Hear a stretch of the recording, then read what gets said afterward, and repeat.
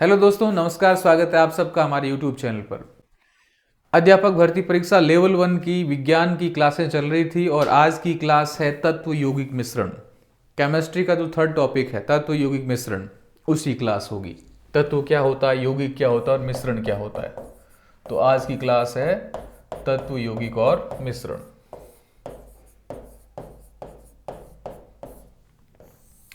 बड़े सावधानी से समझिएगा, ढंग से समझिएगा। एक एक चीज में आपके लिए बहुत इंपॉर्टेंट है। तत्व में आपको धातु अधातु के प्रश्न आ सकते हैं। यौगिकों में आपके दैनिक जीवन में जो भी यौगिक उपयोग में आ रहे हैं, खाने का सोडा, धोने का सोडा, विरंजक चूर्ण कौन सा होता है, साल्ट फिटर क्या होता है, एथिलीन क्या होती है, हाइड्रोकार्बन किसी प्रकार को पूछ सकते हैं, एल्कोहल वगैरह का पूछ सकते हैं। तो इस जो क्लास को है आप बहुत ढंग से देखिएगा, क्योंकि आपको जो चीज़ें याद नहीं होती है उसको लिखिएगा और अपनी दीवार पर चिपका दीजिएगा। टाइम बहुत कम है आपके पास, तो अच्छे से इसको समझिएगा। पहली चीज़ है तत्व या एलिमेंट क्या होता है। देखो, कोई भी पदार्थ बनता है ना, उस पदार्थ बनने में बहुत छोटी छोटी चीज़ें होती हैं, उन्हें कहते हैं परमाणु या एटम। और छोटे छोटे होते हैं परमाणु। ये परमाणु मिलकर किसका निर्माण करते हैं, अणु का निर्माण करते हैं, और अणु किसी पदार्थ का निर्माण करते हैं।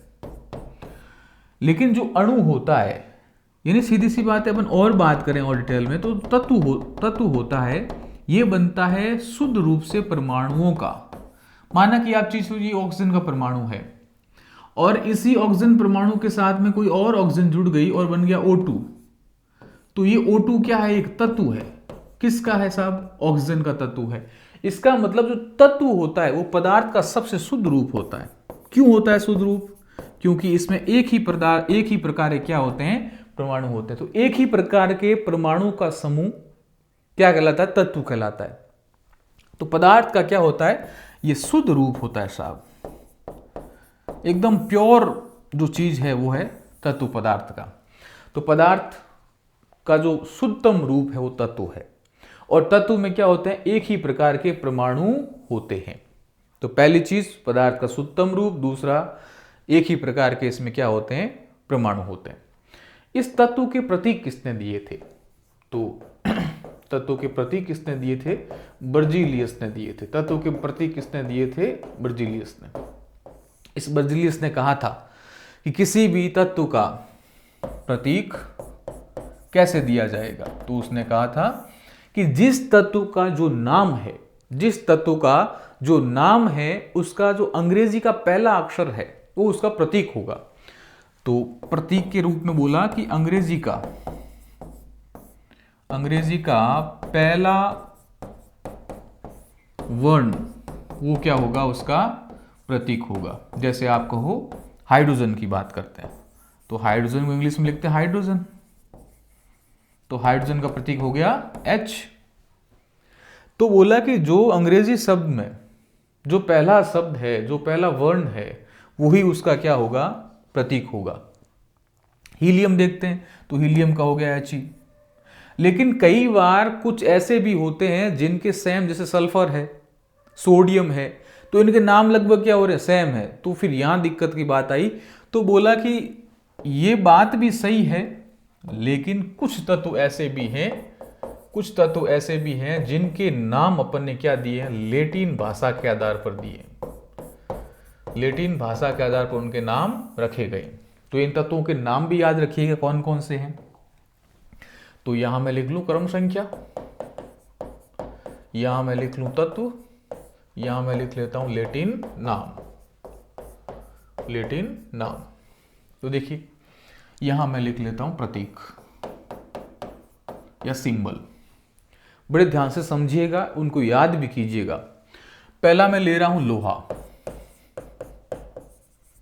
लोहा कहते हैं, इसी लोहे का लेटिन नाम है फेरम, फेरम या फेरस, और इसका प्रतीक हो गया Fe। क्यों Fe हुआ, क्योंकि Fe जो है लेटिन नाम फेरम से निकला है, Fe। तो लोहे को बोलते हैं फेरम, लोहे को आयरन भी कहते हैं।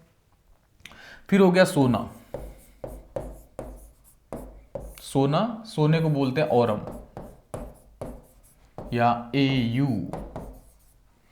फिर बोलते हैं चांदी, और चांदी को बोलते हैं अर्जेंटम। क्या बोलते हैं भाई? अर्जेंटम बोलते हैं, और इसका प्रतीक हो गया Ag। फिर आता सोडियम। देखो बड़े ध्यान से समझिएगा, क्योंकि एक बार दिमाग में सेट हो गए ना तो जीवन में कभी गलत नहीं होना है। सोडियम, सोडियम, सोडियम का लैटिन नाम है नेट्रियम, नेट्रियम, तो इसका प्रतीक हो गया Na, नेट्रियम। फिर अपन बात करते हैं पोटेशियम। पोटेशियम, और पोटेशियम का प्रतीक है K, और K का मतलब लैटिन नाम है केलियम, तो K। और देख लो 6 नंबर पे बात करता हूं शीशा। शीशा, और शीशे को बोलते हैं प्लम्बम, प्लम्बम या Pb। फिर अपन बात करते हैं टंगस्टन। टंगस्टन को बोलते हैं वुल्फ्रम या W। और अपन बात कर ले टिन। टिन को बोलते हैं स्टेनम, इसका प्रतीक है Sn। तो कुछ मोटे तौर से ये बातें आप ध्यान रखना। फिर है पारा। पारा का है हाइड्रेजाइरम। पारे को मरकरी बोलते हैं और इसको बोलते हैं हाइड्रेजाइरम या Hg।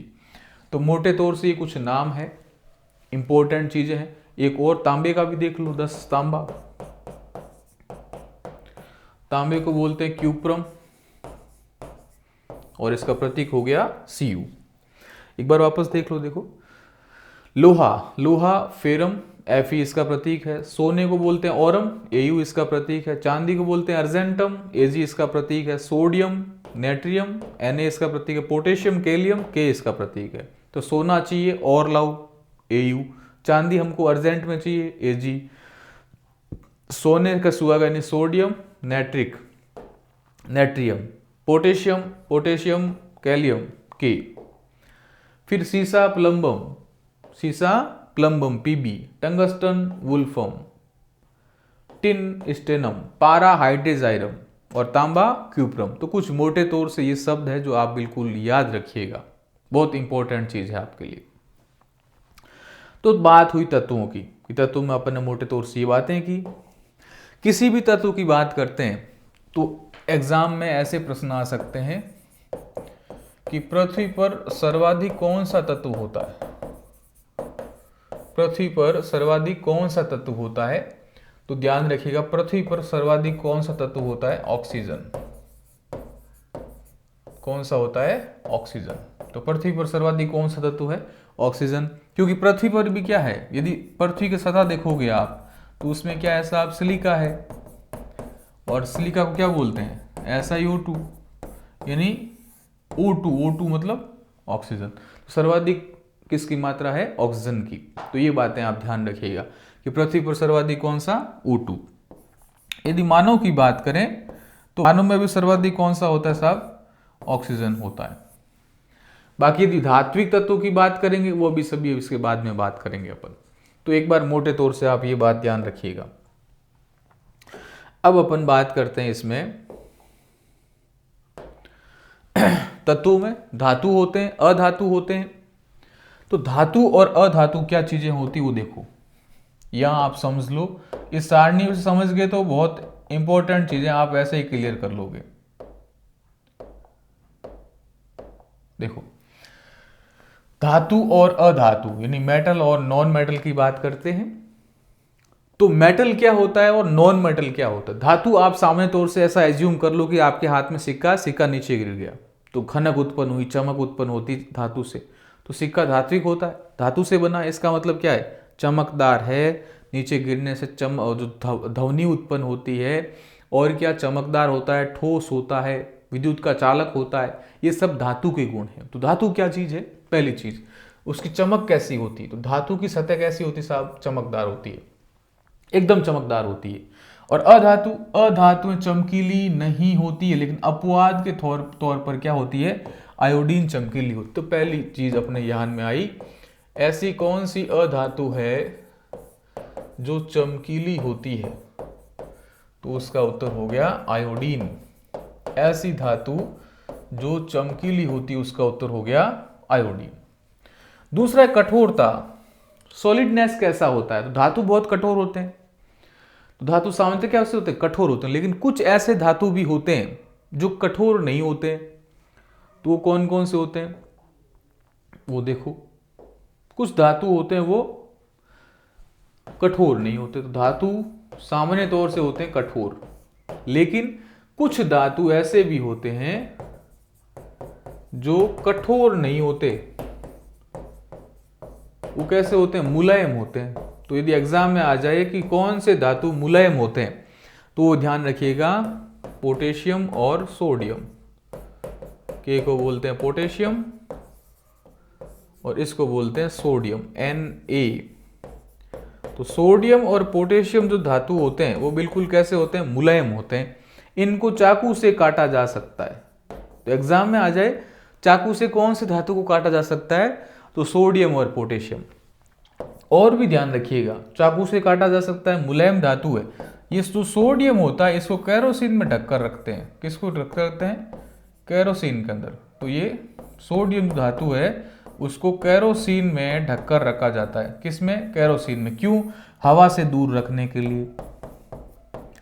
तो हवा से दूर रखने के लिए इसको केरोसिन से ढककर रखा जाता है। केरोसिन के अंदर रखा जाता है कि हवा में ये ना फैले। आप देखते हो बाबा वगैरह लोगों को यहाँ अंगुलियों के बीच में सोडियम वगैरह डाल के रखते हैं, ओम भूम बट स्वा ऐसे करते हैं और सोडियम बाहर निकलता है, हवा के संपर्क में आता, आग लग जाती है।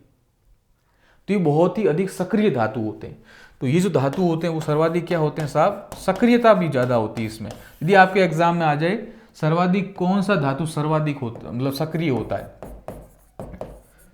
ये ध्यान रखना, सक्रियता का क्रम। यदि आपके एग्जाम में आ जाए सर्वाधिक कौन सा धातु सक्रिय होता है, वो ध्यान रखना पोटेशियम या के। तो सर्वाधिक कौन सा सक्रिय होता है? पोटेशियम। पोटेशियम के बाद आप कह सकते हो सोडियम, Na। और कुछ अन्य धातु जो मेन तौर से अपन धातु के रूप में, मेटल के रूप में उपयोग लेते हैं, वो ध्यान रखना, अल्लाह जाने फिर क्यों, अल्लाह जाने फिर क्यों। सामान्य तौर से इन्हीं चारों धातुओं को पूछते हैं। तो एल्यूमिनियम इन चारों धातुओं से क्या होता है? सर्वाधिक सक्रिय होता है। एल्यूमिनियम के बाद जिंक सर्वाधिक सक्रिय होता है, उसके बाद लोहा सर्वाधिक सक्रिय होता है, उसके बाद तांबा सक्रिय होता है। तो तांबा इन चारों धातुओं से कम सक्रिय होता है, एक्टिवनेस की कम होती है, ये ध्यान रखना। आप एक सुनते हो यसद लेपन, यसद लेपन या गैल्वेनाइजेशन, गैल्वेनाइजेशन, गैल्वेनाइजेशन या यसद लेपन किसी को बोलते हैं? लोहे के जो बड़े बड़े पाइप होते हैं उस पर जंग नहीं लगे, जंग से बचाने के लिए उसके ऊपर अधिक सक्रिय धातु की एक लेपन किया जाता है, उसके ऊपर परत चढ़ाई जाती है, उसे बोलते हैं यसद लेपन। तो संक्षारण से बचाने के लिए क्या किया जाता है? अधिक सक्रिय धातु को क्या करते हैं? संक्षारण से बचाने हेतु अधिक सक्रिय धातु की क्या की जाती है? अधिक सक्रिय धातु का लेपन किया जाता है। ठीक है जी, तो ये होता है यसद लेपन। तो सक्रियता क्रम ध्यान रखना, पोटेशियम सर्वाधिक सक्रिय, फिर सोडियम, अल्लाह जाने फिर क्यों, ये क्रम आपसे पूछ सकते हैं। तो फिर वापस देखो, यदि आपसे पूछे कठोरता, धातु सामान्य तौर से कैसी होती है? कठोर होती है। लेकिन आप कह दो लिथियम, सोडियम और पोटेशियम कैसी होती है? मुलायम होती है और इन्हें चाकू से काटा जा सकता है। फिर अधातुओं की बात करते हैं, तो अधातु भी कैसे होते हैं? कठोर होते ही नहीं है, ये भंगुर प्रकृति के होते हैं। कार्बन का एक ऐसा अपरूप है जिसका नाम है हीरा। देखो कार्बन कैसा अधातु है, लेकिन उसका एक अपरूप है, एलोट्रॉप्स है, उसको बोलते हैं हीरा, डायमंड। और डायमंड ऐसा कठोर होता है जो प्रकृति में सर्वाधिक कठोरतम क्या होता है? पदार्थ होता है, हीरा, ये ध्यान रखना। तो हीरा प्रकृति में सबसे कठोरतम पदार्थ होता है। फिर तीसरा है रूप। रूप का मतलब होता है किस अवस्था में रहता है वो। तो अपन बात करते हैं धातु सामान्यतः कमरे के तापमान पर ठोस रूप में रहते हैं, लेकिन कुछ ऐसे धातु भी होते हैं जो ठोस रूप में नहीं रहते, उनके नाम ध्यान रखना। धातु कैसे होते हैं? ठोस। लेकिन कुछ धातु ऐसे भी होते हैं साहब जो कैसे रहते हैं? कमरे के तापमान पर। धातु जो कमरे के तापमान पर जो कमरे के तापमान पर कैसे रहते हैं, द्रवित रूप में रहते हैं, उनके नाम ध्यान रखना, Hg या पारा, दूसरा सीजियम, तीसरा ध्यान रखना गैलियम, Ga, सीजियम या Cs। तो ये 3 धातु ऐसे होते हैं जो कैसे होते हैं साहब, कमरे के तापमान पर भी कैसे होते हैं, बिल्कुल लिक्विड फॉर्म में, तरल फॉर्म में रहते हैं। तो ये एग्जाम में ध्यान रखना इंपॉर्टेंट चीज है।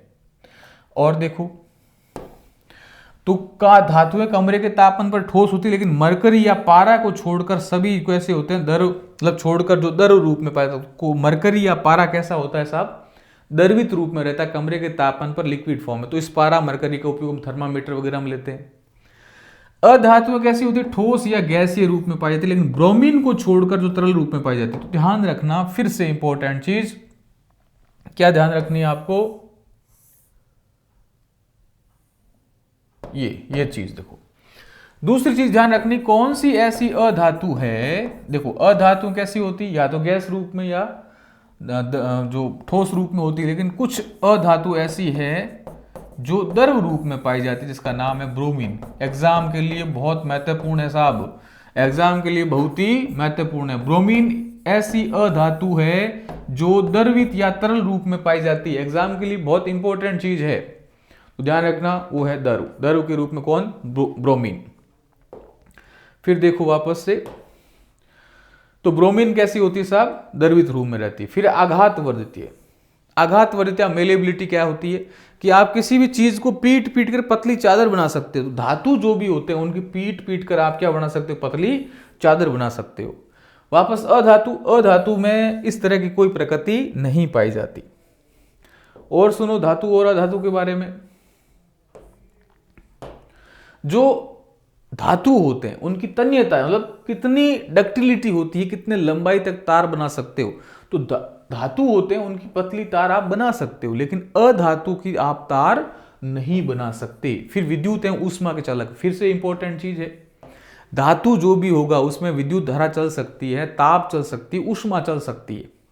लेकिन यदि आप बात करोगे अपवाद के तौर पर, तो शीशा और मरकरी 2 ऐसे धातु होते हैं जो कैसे होते हैं, कुचालक।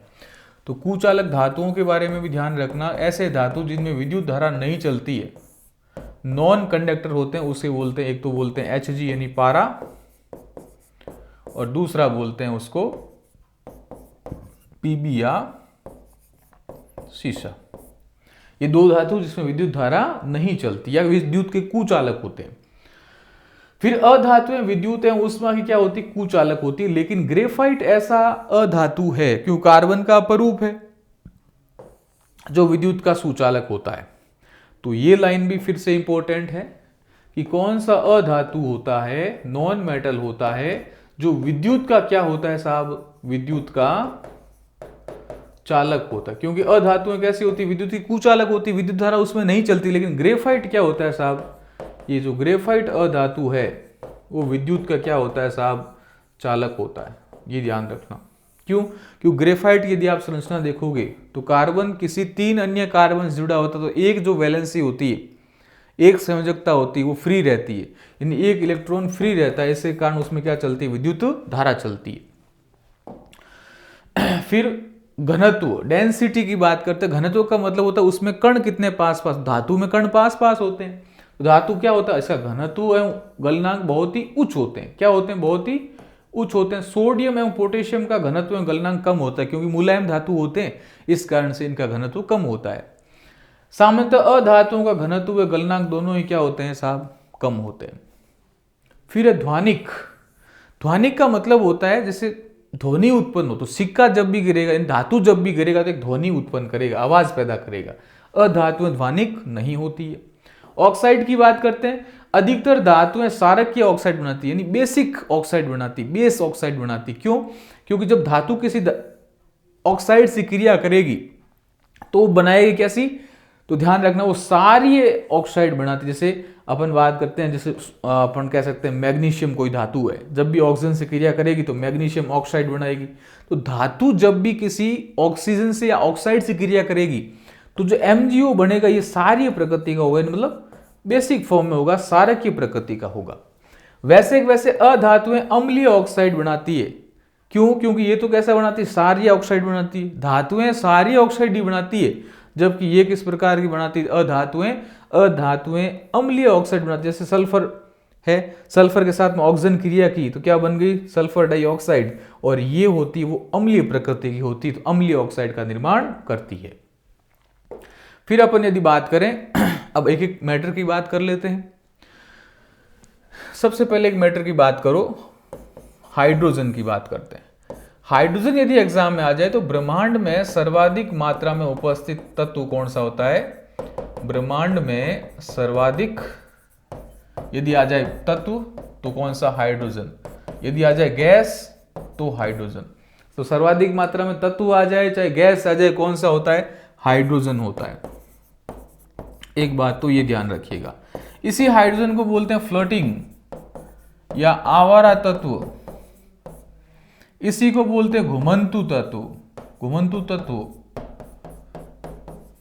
ये जो हाइड्रोजन होता है एकमात्र ऐसा तत्व होता है, एकमात्र ऐसा तत्व जिसमें क्या नहीं होता, न्यूट्रॉन नहीं होता, न्यूट्रॉन नहीं होता। अब आपको गुरुजी कैसे, देखो हाइड्रोजन में क्या होता है 1H1, इसका भार भी एक होता है और परमाणु क्रमांक भी एक होता है। तो जब परमाणु क्रमांक कितना है, एक है, यानी परमाणु भी कितना है इसमें, परमाणु क्रमांक क्या है, एक है। भार कितना है साहब, एक है, यानी प्रोटॉन और न्यूट्रॉन बराबर क्या होता है, भार होता है। प्रोटॉन कितना है साहब, एक है, न्यूट्रॉन शून्य है, क्योंकि भार क्या है, एक है, तो 1 + 0 = 1, यानी न्यूट्रॉन इसमें पाया ही नहीं जाता। तो एकमात्र न्यूट्रॉन रहित तत्व कौन सा होता है साहब, हाइड्रोजन होता है। और यदि हाइड्रोजन की बात करें तो इसका उपयोग क्रायोजेनिक ईंधन में लिया जाता है, क्रायोजेनिक ईंधन में। ये क्रायोजेनिक ईंधन क्या होता है, रॉकेट लॉन्चिंग सिस्टम्स होते हैं जीएसएलवी के अंदर, तो रॉकेट लॉन्चिंग सिस्टम जीएसएलवी होता है, उसमें जो ईंधन के रूप में भरा होता है वो हाइड्रोजन के रूप में होता है, हाइड्रोजन और ऑक्सीजन होता है। तो हाइड्रोजन को क्रायोजेनिक ईंधन में उपयोग लेते हैं, ठीक है। हाइड्रोजन की और यदि अपन बात करें तो हाइड्रोजन के होते हैं समस्थानिक, हाइड्रोजन के होते हैं समस्थानिक। अब आपको पूछा समस्थानिक क्या होता है, यानी ऐसे परमाणु जिनमें प्रोटॉन समान हो उसे समस्थानिक कहते हैं, जिसमें परमाणु क्रमांक समान हो। जैसे अपन बात करते हैं 1H1, वैसे अपन बात करते हैं 1H2, जैसे अपन बात करते हैं 1H3, मतलब ये परमाणु क्रमांक समान है इनके, लेकिन परमाणु भार क्या होते हैं इसमें अलग अलग है। इसमें न्यूट्रॉन है ही नहीं, इसमें 1 न्यूट्रॉन है, इसमें 2 न्यूट्रॉन है। अब इसका एग्जाम यदि आ जाए ऐसा प्रश्न, 1H1 क्या होता है, इसको बोलते हैं हाइड्रोजन। तो हाइड्रोजन जब भी आप सुनते हो ना तो उसका फॉर्मूला होता है 1H1। फिर होता है 1H2, तो 1H2 को बोलते हैं ड्यूटीरियम। क्या बोलते हैं, ड्यूटीरियम। और ये ड्यूटीरियम ही होता है जिसका उपयोग भारी जल बनाने में किया जाता है। और भारी जल का यदि सूत्र पूछ ले तो D2O, D2O। फिर तीसरा होता है 1H3, इसको बोलते हैं ट्राइटीरियम। 2 को बोलते हैं ड्यू, 3 को बोलते हैं ट्राइटीरियम। और ट्राइटीरियम क्या होता है साहब, तो ट्राइटीरियम होता है 1H3, ठीक है, इसका भार होता है 3। और ट्राइटीरियम कैसा होता है, रेडियो एक्टिव तत्व होता है साहब।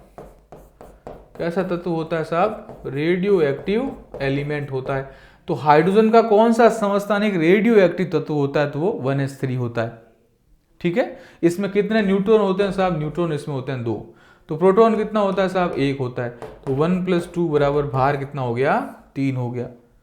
ये बातें आप ध्यान रखें। रेडियो एक्टिव तत्व 1H3, भारी जल में 1H2, क्या कहते हैं, ड्यूटीरियम। तो ये आप ध्यान रखना हाइड्रोजन के बारे में। फिर यहां अपन बात कर रहे हैं पारा की या मरकरी की, Hg या पारा। इस पारे को क्या बोलते हैं, क्विक सिल्वर कहते हैं। तो पारे को क्या बोलते हैं, क्विक सिल्वर या चांदी कहते हैं, त्वरित चांदी या क्विक सिल्वर कहते हैं। फिर इसी पारे का उपयोग होता है किसमें, थर्मामीटर में।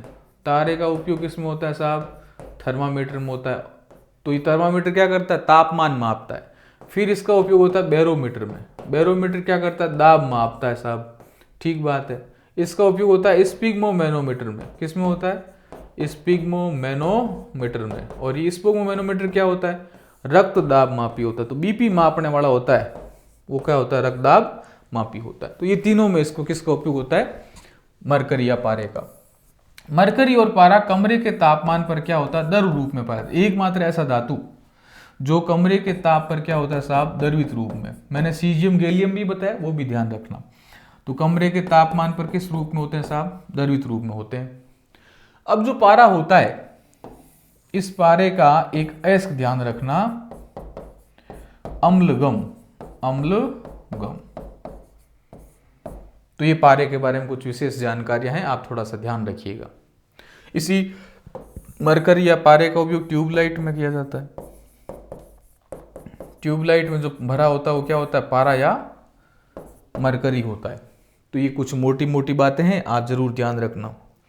एक होता है अर्धचालक, मतलब चालकता भी है और अचालकता भी है, अर्धचालक या सेमीकंडक्टर। अर्धचालक में क्या होता है कि यदि उसको आप तापमान तापमान जैसे ही किसी को आप दोगे तो क्या निकलते हैं, इलेक्ट्रॉन निकलते हैं, तो वो क्या हो जाता है, चालक हो जाता है। तो तापमान बढ़ने पर जिसका चालकता बढ़ जाती है वो क्या कहलाते हैं, अर्धचालक। और जिसमें तापमान कम कर दो तो चालकता कम हो जाती है। तो अर्धचालक कौन कौन से होते हैं, तो होता है सिलिकॉन होता है साहब, जर्मेनियम होता है। तो मोटे तौर से आप ध्यान रखना, सिलिकॉन और जर्मेनियम। इन्हीं सिलिकॉन और जर्मेनियम का उपयोग लेते हैं कंप्यूटर की चिपें बनाने में। जो कंप्यूटर की चिपें बनती है, कंप्यूटर की चिपें बनाने में, सिलिकॉन वैली बेंगलुरु कंप्यूटर की चिप। तो कंप्यूटर की चिपें किससे बनती है, अर्धचालक धातु जिसका नाम है सिलिकॉन एवं जर्मेनियम। तो इसका उपयोग लिया जाता है कंप्यूटर की चिपें बनाने, जो किस प्रकार का होता है, सेमीकंडक्टर या अर्धचालक प्रकार का होता है। फिर और सुनो, ये हो गए पारा या मरकरी। फिर अपन बात करते हैं मैग्नीशियम हाइड्रोक्साइड या MgOH2। देखो, पेट में यदि HCl की मात्रा बढ़ जाए, किसकी मात्रा बढ़ जाए, HCl किसको बोलते हैं साहब, HCl बोलते हैं हाइड्रोक्लोरिक अम्ल को, हाइड्रोक्लोरिक अम्ल को। तो पेट में जब HCl की मात्रा बढ़ जाए, यानी हाइड्रोक्लोरिक अम्ल की मात्रा बढ़ जाए, तो उसे बोलते हैं एसिडिटी या अम्लीयता। तो पेट में HCl की मात्रा बढ़ जाए तो उसे बोलते हैं एसिडिटी या अम्लीयता। अब इसका उपचार कैसे करोगे, जब पेट में एसिडिटी बढ़ती है तो क्या होता है, खट्टी खट्टी डकारें आती है। तो उसके उपचार के तौर पे अपन लेते हैं milk of magnesia, milk of magnesia. अब का आपको गुरुजी ये क्या चीज है, तो ये मिल्क ऑफ मैग्नीशिया यही होता है MgOH2, मैग्नीशियम हाइड्रोक्साइड या MgOH2। इसी को बोलते हैं मिल्क ऑफ मैग्नीशिया। इसका उपयोग लेते हैं अपन किसमें, अम्लीयता के उपचार में। और दूसरा किसका उपयोग लेते हैं, तो दूसरा उपचार के रूप में लेते हैं NaHCO3 या सोडियम बाइकार्बोनेट। इसको अपन थोड़ी देर बाद में देखेंगे। इसको बोलते हैं बेकिंग सोडा, यानी खाना बनाने वाला सोडा।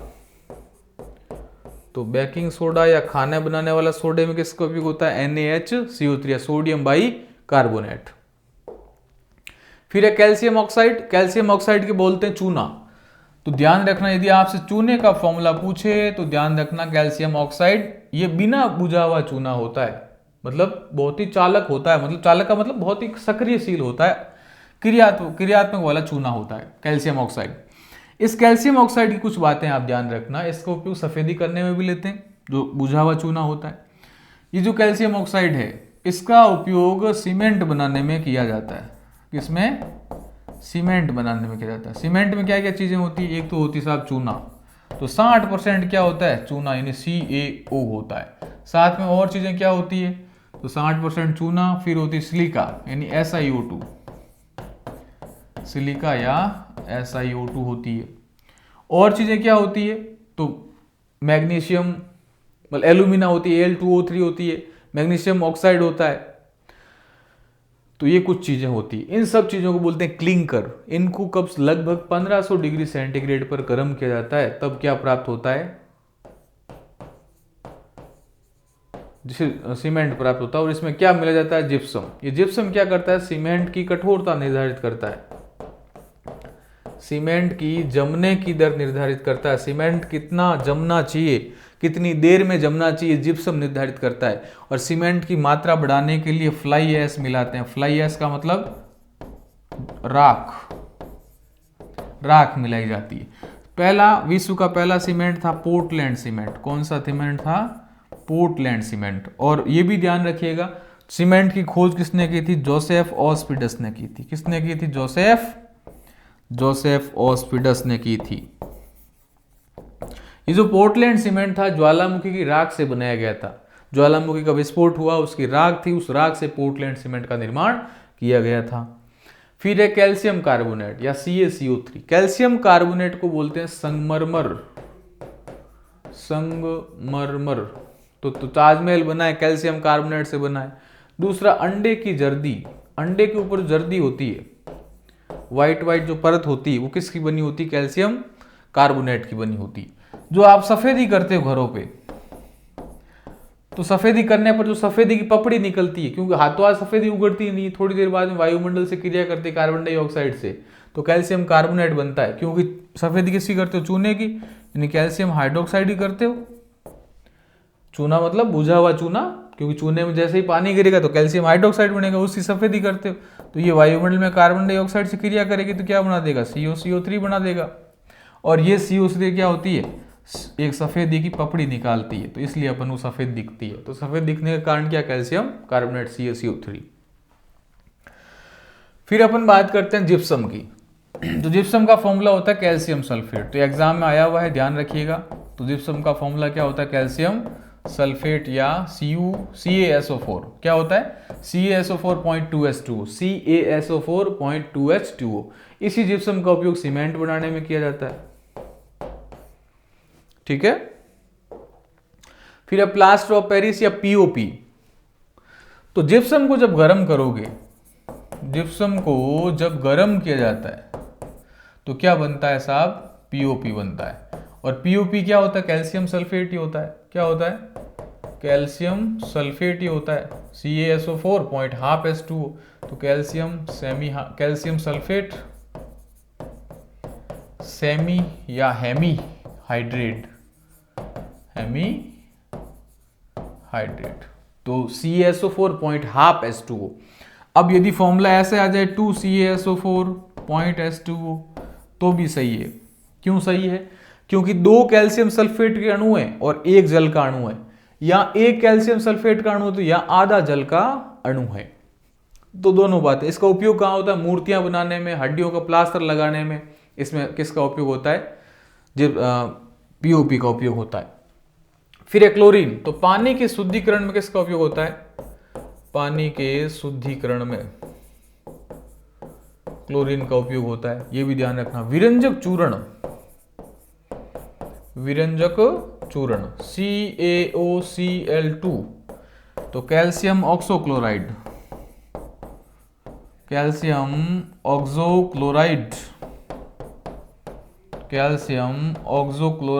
CaOCl2। ये विरंजक चूर्ण का सूत्र है, याद कर लेना। Very very very important. विरंजक चूर्ण का सूत्र एग्जाम में कई बार आता है कि रंगों को उड़ाने के लिए किस क्लोरीन यौगिक का उपयोग लिया जाता है? तो विरंजक चूर्ण या कैल्शियम ऑक्सोक्लोराइड CaOCl2। बहुत इंपॉर्टेंट चीज है CaOCl2। पानी के शुद्धिकरण में क्लोरीन का उपयोग लेते हैं। आप देखते ही हो, स्विमिंग पूल में जाते हो, स्विमिंग पूल का जो पानी का रंग है वो अलग तरह का ही होता है। ब्रोमीन का उपयोग लेते हैं, जैसे अपन सिल्वर के साथ अभिक्रिया करके AgBr। तो सिल्वर ब्रोमाइड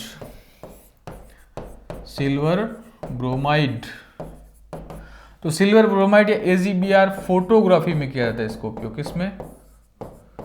फोटोग्राफी में इसका उपयोग लिया जाता है। सिल्वर ब्रोमाइड का उपयोग लिया जाता है। तो ब्रोमीन, ये भी ध्यान रखना, ब्रोमीन एकमात्र ऐसा अधातु है जो द्रवित रूप में पाया जाता है। द्रवित अधातु। फिर आयोडीन के बारे में सबसे महत्वपूर्ण बात है कि आयोडीन चमकीला अधातु है साहब। ऐसा कौन सा अधातु है जो चमकीला होता है? तो चमकीला अधातु यानी शाइनिंग नॉन मेटल आयोडीन होता है। आयोडीन का उपयोग AgI के रूप में यानी सिल्वर आयोडाइड के रूप में किया जाता है। तो सिल्वर आयोडाइड के रूप में करते हैं AgI। अब ये AgI क्या आई? कृत्रिम वर्षा आई। यानी आप जो कृत्रिम वर्षा में उपयोग लेते हो, कृत्रिम वर्षा में किसका उपयोग लिया जाता है? सिल्वर आयोडाइड का उपयोग लिया जाता है। बहुत महत्वपूर्ण बात है। इस आयोडीन की यदि शरीर में कमी हो जाए तो कौन सा रोग होता है? घेंगा या गलगंट रोग हो जाता है। थायराइड ग्रंथि के दोनों ओर गांठें हो जाती है, तो शरीर में ऐसी कमी हो जाए तो घेंगा या गलगंट रोग हो जाता है। और सुनो, ये जो आयोडीन होता है ये थायरोक्सिन हार्मोन को सक्रिय करता है। किसको? थायरोक्सिन हार्मोन को सक्रिय करता है। ये बात भी आप ध्यान रखिएगा। फिर फास्फोरस, 3 प्रकार के फास्फोरस होते हैं, सफेद, काला और लाल। ठीक है, सफेद, काला और लाल, ये 3 प्रकार के क्या होते हैं साहब? फास्फोरस होते हैं। लाल फास्फोरस का उपयोग होता है जो माचिस की तिलियां होती है दिया सलाई बनाने में। फिर श्वेत फास्फोरस का चूहे मारने वाली दवाई में। और काले फास्फोरस का उपयोग ब्रोंज बनाने में किया जाता है। हाइड्रोजन पेरोक्साइड, हाइड्रोजन पेरोक्साइड एक ऐसा होता है, आपने देखो टिंचर, छोटे बच्चे थे तो लग जाती थी तो घर वाले एक टिंचर मतलब एक हाइड्रोजन पेरोक्साइड अपने उस घाव के ऊपर लगाते थे, तो ये टिंचर के रूप में उपयोग लेते थे। टिंचर के बाद में और क्या होता है, जो पुराने फोटो होते हैं उन फोटो को सुरक्षित रखने में इसका उपयोग लिया जाता है। किसको? हाइड्रोजन पेरोक्साइड को। तो हाइड्रोजन पेरोक्साइड के साथ में ग्लिसरीन मिलाते हैं। क्या मिलाते हैं? ग्लिसरीन। ये ग्लिसरीन क्या करते हैं? इस हाइड्रोजन पेरोक्साइड के विखंडन को रोकता है। किसको रोकता है? विखंडन को रोकता है। तो जैसे ही आप फोटो के ऊपर ग्लिसरीन के साथ में हाइड्रोजन पेरोक्साइड लगाते हो तो फोटो लंबे समय तक क्या रहती है? सुरक्षित रहती है। तो हाइड्रोजन पेरोक्साइड। फिर है भारी जल। भारी जल का सूत्र होता है ड्यूटीरियम ऑक्साइड, मैंने आपको बता चुका हूं, तो ध्यान रखना, भारी जल ड्यूटीरियम ऑक्साइड। अब इस ड्यूटीरियम ऑक्साइड का उपयोग कहां होता है? तो भारी जल का उपयोग एग्जाम में आ सकता है तो नाभिकीय भट्टियों में। नाभिकीय भट्टियों में। नाभिकीय भट्टी क्या होता है? जो विद्युत उत्पादन करते हैं संयंत्र, नाभिकीय संयंत्र में जो बिजली उत्पन्न, जैसे रावत भाटा में होती है नाभिकीय संयंत्र के रूप में बिजली का उत्पादन होता है, उसमें जो शीतलक और मंदक होता है इन नाभिक भट्टियों में, मतलब इस भट्टियों को ठंडा करने में शीतलक, कूलेंट और मंदक, इन दोनों में इस D2O या भारी जल का उपयोग लिया जाता है। तो भारी जल ड्यूटीरियम ऑक्साइड भट्टियों में, नाभिकीय संयंत्र में शीतलक या मंदक के रूप में इसका उपयोग लिया जाता है। फिर है हाइड्रोक्लोरिक अम्ल। ये क्या होता है? मानव के अमाशय में पाया जाता है। मानव के अमाशय में, हमारे पेट में HCl की मात्रा होती है अमाशय के अंदर, जब इसकी मात्रा बढ़ जाती है तो कौन सा होता है? आपको पता है एसिडिटी होती है, मैंने आपको बताया थोड़ी देर पहले। इसी HCl के बारे में दूसरी चीज ये ध्यान रखना कि जो HCl होता है इसके द्वारा अम्लराज का निर्माण किया जाता है। किसका? अम्लराज। इसी को बोलते हैं एक्वारेजिया। अम्लराज या एक्वारेजिया या रॉयल जल का निर्माण किया जाता है। अब आपको गुरुजी रॉयल जल या एक्वारेजिया अम्लराज क्या होता है? आपने देखा सोना चांदी या जो प्लेटिनम वाले धातु होते हैं उनको गलाने के लिए सोनार के पास जाते हैं तो उत्कृष्ट धातुओं को किस में जलाते हैं? इस एक्वारेजिया में जलाते हैं, उत्कृष्ट धातुओं को जलाने के लिए। अम्लराज में क्या होता है? HCl होता है, एक और अम्ल होता है जिसका नाम है HNO3। नाइट्रिक अम्ल और HCl दोनों 3:1 में मिलाया जाता है, यानी HCl 3 अनुपात में होगा और 1 अनुपात में होगा HNO3। इन दोनों को मिलाकर अम्लराज का निर्माण किया जाता है। ये बातें ध्यान रखिएगा। फिर है सल्फ्यूरिक अम्ल, H2SO4। सल्फ्यूरिक अम्ल क्या होता है? अम्लों का राजा, किंग ऑफ एसिड, अम्लों का राजा। आप देखते हो बैटरियों वगैरह में इसका ही उपयोग लेते हैं, बैटरियों का पानी कहते हैं इसको। ये उद्योगों के रीढ़ की हड्डी होती है साहब। जो उद्योग होते हैं, इंडस्ट्रीज होते हैं, उनमें रीढ़ की हड्डी के तौर पर H2SO4 का उपयोग लिया जाता है। इसी के बारे में और सुनिएगा। सबसे गर्म ग्रह कौन सा है? बताओ सबसे गर्म ग्रह कौन सा है? शुक्र। जबकि सूर्य के सबसे पास में कौन सा होता है? बुध होता है। लेकिन बुध सबसे गर्म नहीं है, शुक्र सबसे गर्म है। क्यों है? क्योंकि शुक्र के चारों ओर बादल होते हैं, वो H2SO4 होते हैं। चारों ओर H2SO4 क्या होते हैं साहब? बादल होते हैं। तो जब शुक्र ग्रह के चारों ओर H2SO4 के बादल हैं तो ये सूर्य के प्रकाश की किरण को आने तो देंगे लेकिन वापस जाने नहीं देंगे। तो इसके सूर्य जो शुक्र होगा वो शुक्र के आसपास तापमान बहुत ही अधिक होता है, इसलिए सबसे गर्म ग्रह कौन सा होता है? शुक्र ग्रह होता है। अम्ल वर्षा का कारण भी H2SO4 सर्वाधिक होता है, अम्लीय वर्षा का। नाइट्रस ऑक्साइड हंसाने वाली गैस, हंसाने वाली गैस कौन सी होती है साहब? हंसाने वाली गैस कौन सी होती है? वो ध्यान रखना, नाइट्रस ऑक्साइड होती है। और यही नाइट्रस ऑक्साइड स्थानीय निश्चेतक के रूप में होती है। जहां जिस जगह बेहोश करना होता है, जहां ऑपरेशन करना हो उसी जगह को बेहोश करना हो तो नाइट्रस ऑक्साइड का उपयोग लिया जाता है। ठीक है, तो एक तो क्लोरोफॉर्म जो निश्चेतक के रूप में उपयोग होता है, लेकिन जो स्थानीय निश्चेतक होता है, जिस जगह बेहोश करना होता है, तो यहां नाइट्रस ऑक्साइड का उपयोग लिया जाता है। फिर है प्रोड्यूसर गैस। देखो प्रोड्यूसर गैस होती है CO plus N2, CO plus N2। एक होती है वाटर गैस, ये एग्जाम में आ सकता है, निम्न को मिलान कीजिए। Producer gas CO plus N2 और water gas CO plus H2, दोनों बातें आप ध्यान रखिएगा। अगली water gas CO plus H2। फिर फिटेगरी का सूत्र K2SO4 Al2SO4 whole thrice 24H2O। फिटेगरी Skandan के कार्य आती, किसके काम आती? स्कंदन, क्लोटिंग के काम। जैसे आपके चोट लग गई और खून का थक्का नहीं जम रहा, फिटेगरी रगड़ दो, अपने आप खून का थक्का जम जाएगा।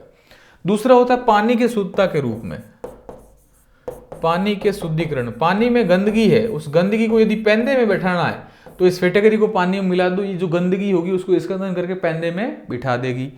तो ये फिटेगरी का उपयोग पानी के शुद्धिकरण में, स्कंदन, मावा बनाना हो, दूध को जमाना हो तो फिटेगरी का उपयोग लो, तो ये फिटेगरी हो गई।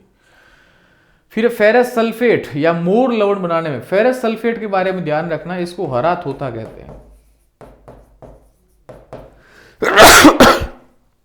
फेरस सल्फेट को क्या बोलते हैं? हरा थोथा कहते हैं। तो फेरस सल्फेट के बारे में ध्यान रखना, हरा थोथा कहते हैं। ये इंपॉर्टेंट चीज है। इसका उपयोग मोर लवण बनाने में किया जाता है। फेरस सल्फेट का फॉर्मूला होता है FeSO4.7H2O। यदि हरे थोथा आ जाए एग्जाम में, हरे थोथे का सूत्र क्या होता है? FeSO4.7H2O। फिर कुछ अन्य यौगिक सामान्य नाम, ठीक है, ठीक है। साधारण नमक, नमक का फॉर्मूला होता है sodium chloride, NaCl, sodium chloride, NaCl यानी सोडियम क्लोराइड, क्लोराइड। फिर देखो खाने का सोडा, खाने को सोडे को बोलते हैं बेकिंग सोडा, बेकिंग सोडा। इसी को बोलते हैं क्या? इसी को बोलते हैं व्यंजन सोडा। इसी का फॉर्मूला होता है NaHCO3, यानी ऐसा सोडा जिसका क्रिस्टल नहीं होता, ये क्रिस्टल फॉर्म में नहीं होता है। तो NaCO3 इसका फॉर्मूला होता है, इसी को बोलते हैं सोडियम बाइकार्बोनेट, व्यंजन सोडा जो अपन खाने में उपयोग लेते हैं, व्यंजन सोडा कहलाता है। फिर सोडियम बाइकार्बोनेट कहते हैं NaHCO3। इसका उपयोग कहाँ होता है? तो ध्यान रखना, एक तो आग बुझाने में, यानी अग्निशमन यंत्रों में, अग्निशमन जो यंत्र होते हैं उसमें इस खाने के सोडे का उपयोग लेते हैं, H2SO4 के साथ मिलेगा और कार्बन डाइऑक्साइड गैस बनाएगा। दूसरा, चींटी ने यदि डंक मार लिया, चींटी हो, मधुमक्खी हो, बिच्छू हो, चींटी, मधुमक्खी या बिच्छू, तो उस डंक के ऊपर क्या लगा दो? खाने का सोडा लगा दो, उसका उपचार हो गया। तीसरा, एसिडिटी के उपचार में, कोई एसिडिटी हो रखी किसी को, खाने का सोडा पी लो एसिडिटी के उपचार में, तो इसका इन जगह उपयोग होता है, किसका? खाने का सोडे का। बेकरी उद्योग में, ब्रेड वगैरह बनाने में इसका उपयोग होता है। यदि खाने पकोड़े बनाने हो तो फिर ये फुलाने में काम आता है, तो बेकिंग सोडा। फिर है धावन सोडा। धावन सोडे का सूत्र होता है Na2CO3.10H2O। तो ऐसा सोडा जिसका क्रिस्टलन होता है, जिसमें जल की मात्रा होती है, वो होता है धावन सोडा। इसका उपयोग साबुन बनाने में, कांच बनाने में, सोडा लाइम बनाने में, यानी सोडे का चूना बनाने में, ऐसा चूना जिसमें सोडे की मात्रा हो, तो सोडा लाइम बनाने में। ब्लीचिंग पाउडर या विरंजक चूर्ण, मैंने आपको बता दिया है CaOCl2, कैल्शियम ऑक्सो क्लोराइड। इसका उपयोग कलर उड़ाने में, रंग को उड़ाने में, रंग को उड़ाने में। फिर बात नौसादार, बर्तनों की कलाई और शुष्क सेल में, NH4Cl। आपको पता है NH4Cl नौसादार नमक कहलाता है, और इस नौसादार नमक को पता है जैसे ही हवा में खुला छोड़ दोगे सीधा गैस में बदल जाएगा, द्रव फॉर्म में नहीं बदलता है। तो नौसादार ये ऊर्ध्व उपापन में अपना योगदान देता है, सब्लिमेशन में। सब्लिमेशन का मतलब ये होता है, तो नौसादार नमक हुआ बर्तनों की कलाई और शुष्क सेल में उपयोग होता है। शुष्क सेल में आपने देखा होगा कि एक तो होता है अमोनियम क्लोराइड, फिर क्या होता है या कार्बन की छड़ होती है, पीतल की टोपी होती है, बाहर जिंक की परत होती है, तो ये सब मैटर इसमें भरा हुआ होता है नौसादार नमक। फिर आता है शुष्क बर्फ या प्रशीतक। शुष्क बर्फ का उपयोग किस में होता है? प्रशीतक में, ठंडा करने में। शुष्क बर्फ क्या होता है, ये इंपॉर्टेंट चीज है अपने लिए। जो ठोस कार्बन डाइऑक्साइड होता है, ठोस कार्बन डाइऑक्साइड या CO2, ठोस कार्बन डाइऑक्साइड का उपयोग शुष्क बर्फ के, आपने देखा होगा एरोप्लेन, जो जेट विमान होते हैं उसके पीछे एक वाइट वाइट पट्टी बनती है, तो वो ठोस या शुष्क बर्फ होती है, ठीक है, ठोस CO2 होती है। लूनर कास्टिक, लूनर कास्टिक होता है AgNO3, इसको बोलते हैं सिल्वर नाइट्रेट, सिल्वर नाइट्रेट। तो लूनर कास्टिक के बारे में ध्यान रखना, सिल्वर नाइट्रेट। और यही लूनर कास्टिक का उपयोग किस में होता है? चुनावी स्याही में होता है, चुनावी स्याही में होता है। तो चुनावी स्याही में किसका उपयोग होता है? लूनर कास्टिक का, सिल्वर नाइट्रेट इसको कहते हैं। फिर होता है लाल दवा, पोटेशियम परमैंगनेट। पानी के शुद्धिकरण में लाल दवा का उपयोग होता है, KMnO4 का उपयोग होता है। तो पोटेशियम परमैंगनेट, पोटेशियम के का मतलब, फिर MnO4 होते हैं परमैंगनेट, तो पोटेशियम परमैंगनेट। पानी के शुद्धिकरण में लाल दवा का उपयोग किया जाता है। फिर कास्टिक सोडा यानी सोडियम हाइड्रोक्साइड। कास्टिक सोडा क्या होता है? सोडियम हाइड्रोक्साइड होता है साहब, सोडियम हाइड्रोक्साइड। तो कास्टिक सोडा सोडियम हाइड्रोक्साइड के रूप में उपयोग लिया जाता है। इसका उपयोग साबुन बनाने में किया जाता है, और ये प्रबल क्षार होता है साहब, एकदम स्ट्रॉन्ग बेस होता है। फिर कास्टिक पोटास, नहाने के साबुन में, ये होता है KOH यानी पोटेशियम हाइड्रोक्साइड। जो नहाने के साबुन होते हैं उसमें इसका उपयोग लिया जाता है, potassium hydroxide, KOH, potassium hydroxide. फिर बात करते हैं फिटकरी की। फिटकरी का मैंने आपको सूत्र बता दिया, पोटास एलम कहते हैं इसको, K2SO4, Al2SO4 whole thrice 0.24H2, ये फिटकरी का सूत्र होता है। स्कंदन में इसका काम आता है, और साथ में पानी के शुद्धिकरण में। चूने का पत्थर, कैल्शियम कार्बोनेट, बता चुका हूं मैं आपको, अंडे की जर्दी वगैरह, कांच बनाने में, सीमेंट बनाने में इसका उपयोग लेते हैं। फिर है बिना बुझा हुआ चूना यानी कैल्शियम ऑक्साइड, चूने कहते हैं जिसको, कैल्शियम ऑक्साइड, बिना बुझा हुआ चूना। फिर है बुझा हुआ चूना, कैल्शियम हाइड्रोक्साइड, CaOH2, क्योंकि कैल्शियम ऑक्साइड के साथ जैसे ही आप पानी मिलाओगे तो क्या बनेगा? CaOH2, OH2। तो ये बुझा हुआ चूना होता है। आप जब सफेदी करते हो तो बुझे हुए चूने से ही तो करते हो। नीला थोथा, वेरी वेरी इंपॉर्टेंट, या कशिश कहते हैं, नीला थोथा, CuSO4 0.5H2O, इसको बोलते हैं कॉपर सल्फेट। Cu का मतलब कॉपर, और SO4 का सल्फेट। तो कॉपर सल्फेट क्या होता है साहब? नीला थोथा होता है, या इसको कशिश कहते हैं, डाई बनाने में इसका उपयोग लेते हैं। हरा थोथा, हरा थोथा होता है FeSO4 0.7H2 यानी फेरस सल्फेट। मैं आपको बता चुका हूं, ये फेरस सल्फेट, फेरस सल्फेट क्या होता है साहब? हरा थोथा। तो नीला थोथा कॉपर सल्फेट, हरा थोथा फेरस सल्फेट, और एक लास्ट होता है सफेद थोथा, व्हाइट। तो सफेद थोथा क्या होता है साहब? ZnSO4 0.7H2 यानी जिंक सल्फेट। जिंक सल्फेट क्या होता है? सफेद थोथा। फिर आगे यदि अपन बात करें तो भारी पानी, भारी पानी का सूत्र होता है D2O यानी ड्यूटीरियम ऑक्साइड, बता चुका हूं मैं आपको। फिर से बात होती है एल्कोहल। देखो एल्कोहल अपन दो भागों में बांट सकते हैं, एक होता है स्प्रिट, या आप जिसे कहते हो मेथेनॉल। हॉस्पिटल्स वगैरह हम जाते हैं, जो उपकरण वगैरह होते हैं उसको निर्जमीकृत करने के लिए इस स्पिरिट या मेथेनॉल में डुबाते हैं।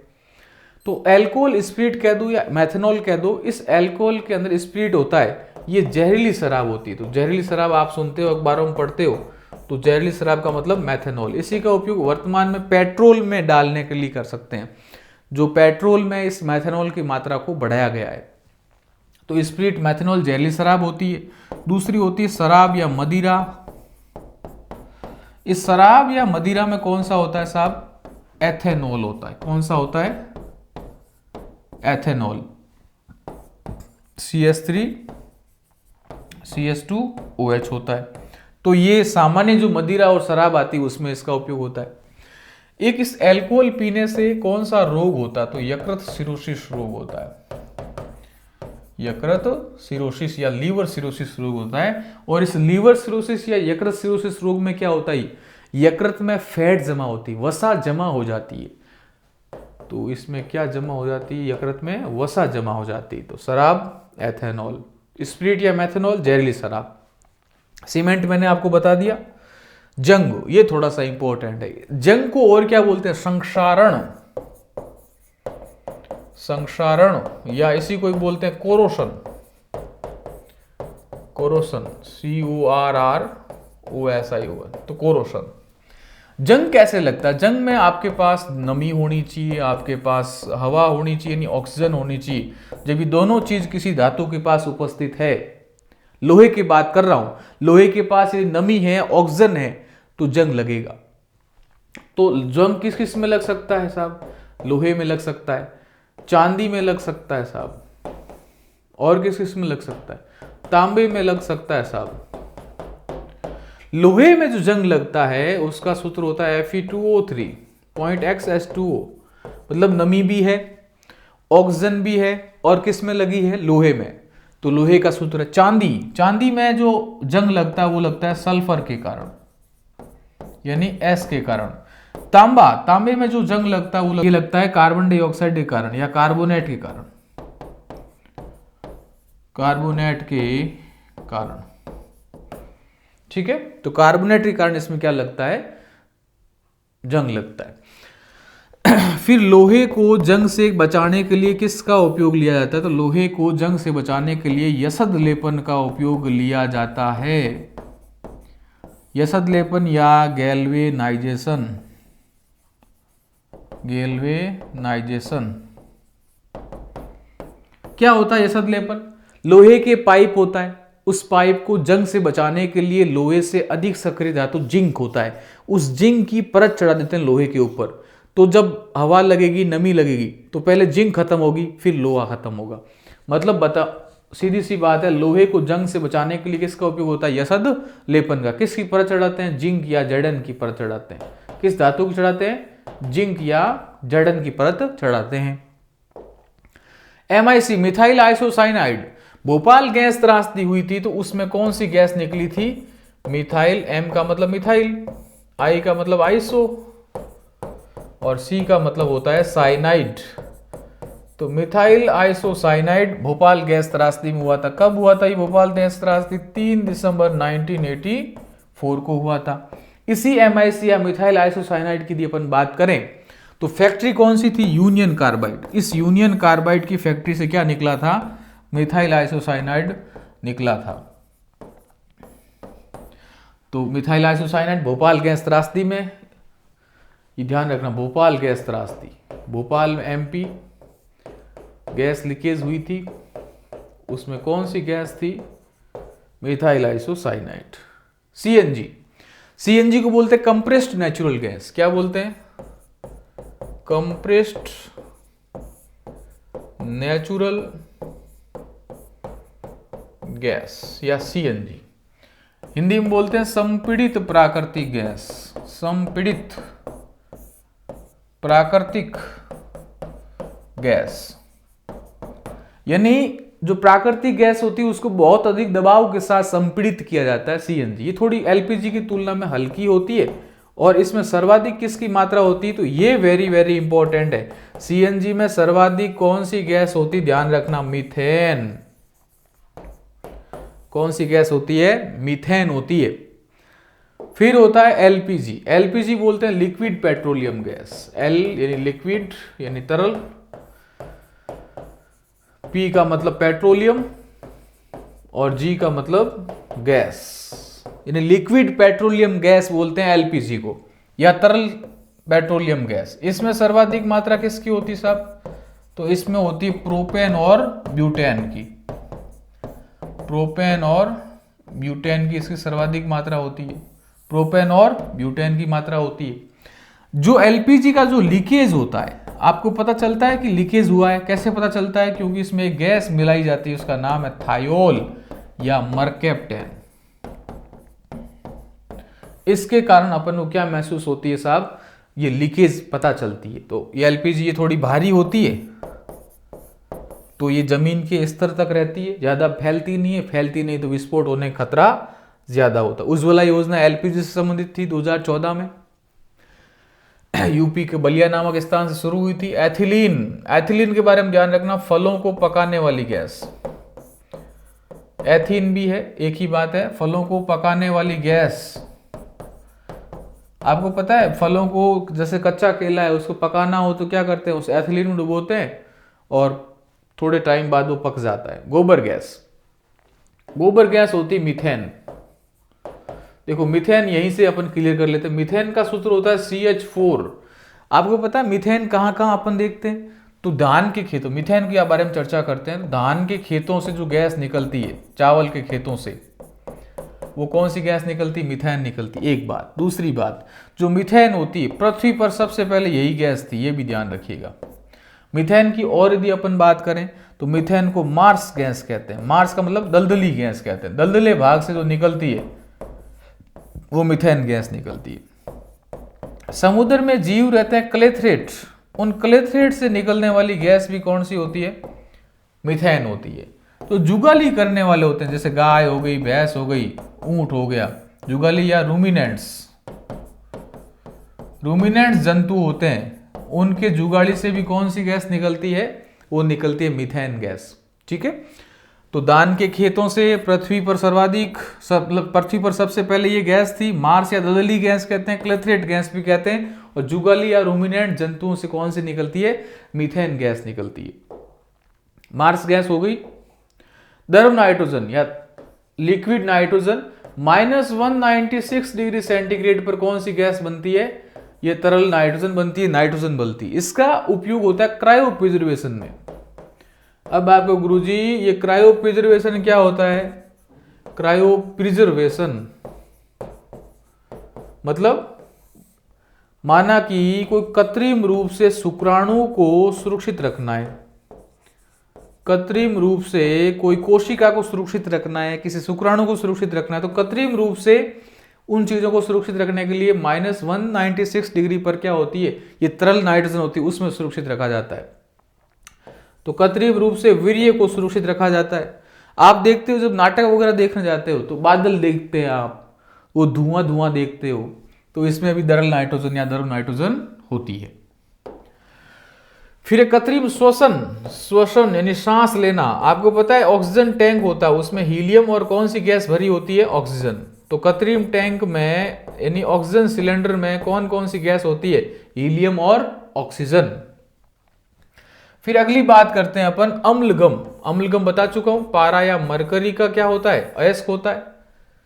फिर मैं बात करता हूं अम्लराज, इसको भी बता चुका हूं, यानी HCl होता है 3 अनुपात में और दूसरा होता है HNO3 या नाइट्रिक अम्ल 1 अनुपात में। ये अम्लराज क्या होता है? यही क्या होता है? एक्वा रेजिया, या फिर इसको बोलते हैं उत्कृष्ट धातुओं गलाने वाला रॉयल जल। ठीक है। तो ये आज की क्लास थी। इस क्लास में मैंने आपको धातु कराई, महत्वपूर्ण यौगिक बताए जो आपके दैनिक जीवन में उपयोग लिए जा रहे हैं। तो मोटे मोटे तौर से सारा का सारा जो कंटेंट है इसमें शामिल किया गया। इसके प्रश्न उत्तर PDF में आपको टेलीग्राम चैनल पर दे दिए जाएंगे। लंबी क्लास रही, थोड़ी सी बोरिंग क्लास भी थी क्योंकि सब इसमें याद करना था, पर कोई बात नहीं, अपन याद करनी क्योंकि हमको एग्जाम में पास होना है। तो अपनी महत्वपूर्ण क्लास को एक बार फिर से देखिएगा, समझिएगा। मिलते हैं अगली वीडियो में। Thank you very much.